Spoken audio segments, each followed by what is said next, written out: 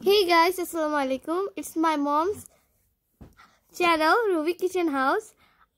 আশা করি আপনাদের সবাই অনেক ভালো আছেন। তো আজকে হচ্ছে যে আমার আম্মু আপনাদের জন্য খুবই একটা ইন্টারেস্টিং এন্ড খুবই মজাদার একটা রেসিপি নিয়ে হাজির হয়েছে। আর এই রেসিপিটা হচ্ছে খুলনার খুবই বিখ্যাত ফেমাস একটা সুইজাল দিয়ে গরুর মাংস রান্না। তো এই যে সুইজাল দিয়ে গরুর মাংস রান্নাটা হবে, এই সুইজালটা কিন্তু খুলনা থেকে আনা হয়েছে। ওটা হচ্ছে যে ভেজা সুইজালের মধ্যে আবার বিভিন্ন ধরনের প্রকারও আছে শুনছি। এইগুলো হচ্ছে যে ভেজা সুইজাল, এগুলার কেজি হচ্ছে 1200 টাকা। তো এখন হচ্ছে যে আমরা এগুলোকে পরিষ্কার করে নিব। লাইক এটা একটা গাছ, আমি মূলত জানতাম না যে এটা গাছ। এমনিতে আমি ভাবছিলাম কোন একটা মশলা। আমার কথার মাঝখান দিয়ে কিন্তু একটু এক্সট্রা সাউন্ডগুলো আসতেছে। এটা হচ্ছে যে আমার আম্মুর বদলে যেহেতু আমি ভয়েসগুলো দিতে চাই, কারণ আমার ছোট ভাই অনেক হাসাহাসি করতেছিল। তো এটার জন্য আমরা খুবই দুঃখিত।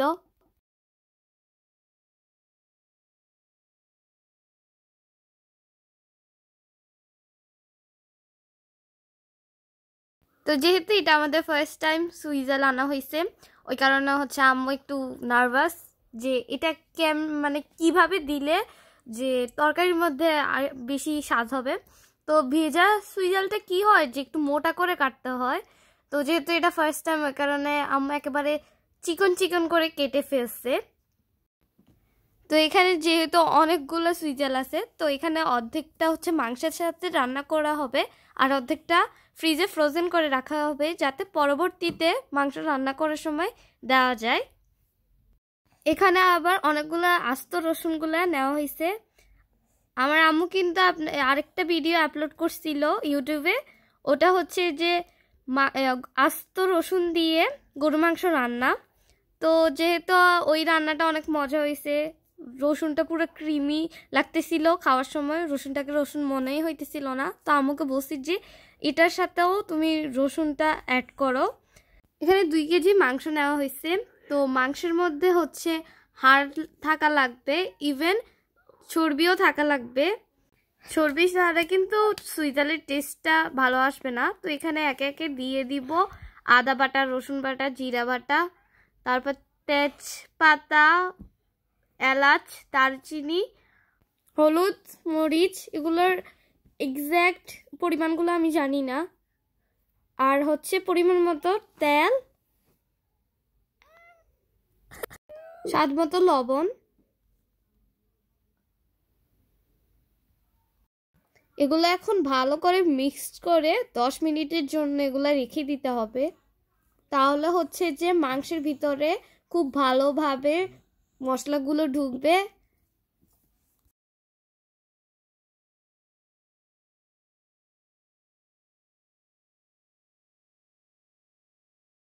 তো 10 মিনিট হয়ে গেছে। এখন হচ্ছে প্রেসার কুকারে এগুলোকে দিয়ে দিব।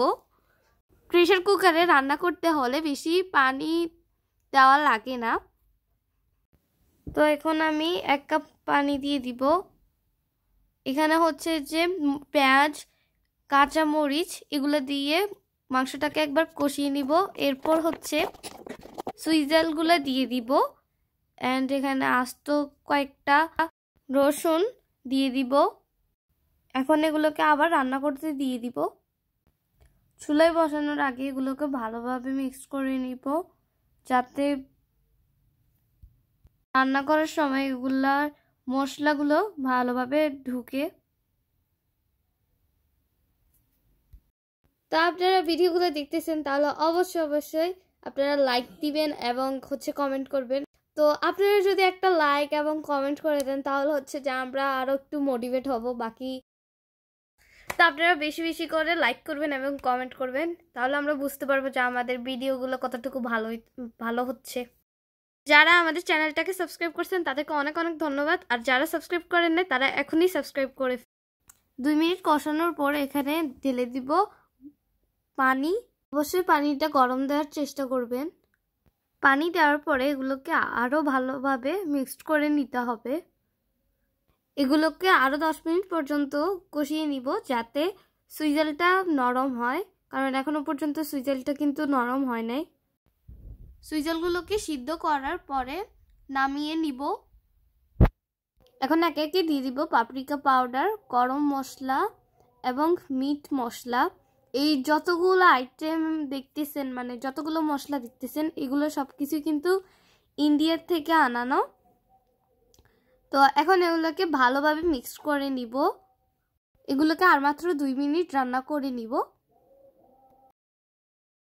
আমাদের রান্না করা শেষ। তো এখন হচ্ছে সুইজালগুলো কতটুকু নরম হয়েছে আমি আপনাদেরকে দেখিয়ে দিব।